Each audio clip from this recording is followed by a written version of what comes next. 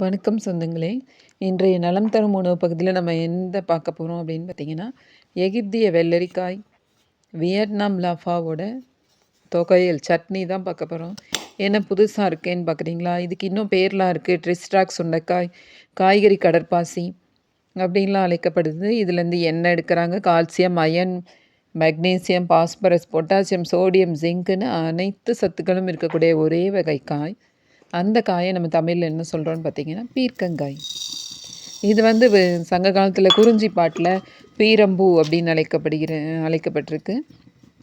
யூத தேவாலயங்களில் தரைகளில் வந்து இந்த பீர்க்கங்காய் முத்தின காயை வந்து பதிச்சிருக்காங்க. இது மேலே நடந்தால் ரொம்ப உடம்புக்கு நல்லது அப்படின்னு.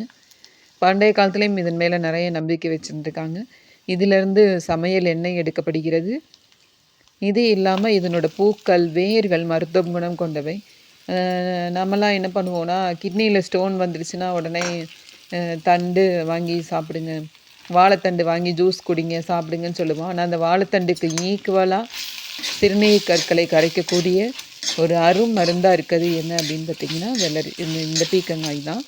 இந்த பீக்கங்காயை வந்து இன்னொரு பேரில் என்ன சொல்கிறாங்க அப்படின்னு பார்த்திங்கன்னா, இதை தான் எகிப்திய வெள்ளரி அப்படின்னு சொல்கிறாங்க. இதனோட பூக்கள் வந்து சின்னதாக மஞ்சளாக இருக்கும். அதுக்கு மனம்லாம் கிடையாது. மேலும் சிறுநீரக கற்களை மட்டும் இல்லை, இது வந்து நம்மளோட ஸ்கின்னுக்கு சைனிங்கையும் கொடுக்குது. நிறைய பேர் இதை வந்து சாப்பிட்றதில்ல. முத்தின காயோட அந்த நாரை எடுத்து நம்ம தேய்ச்சி குளிக்கிறதுக்கு யூஸ் பண்ணுறோம். கடைகள்லாம் வாங்கியிருப்போம். இன்று பிறந்தநாள், திருமண நாள் காணும் அனைவருக்கும் வாழ்த்துக்கள். இந்த நாள் இனிய நாளாக அமையட்டும்.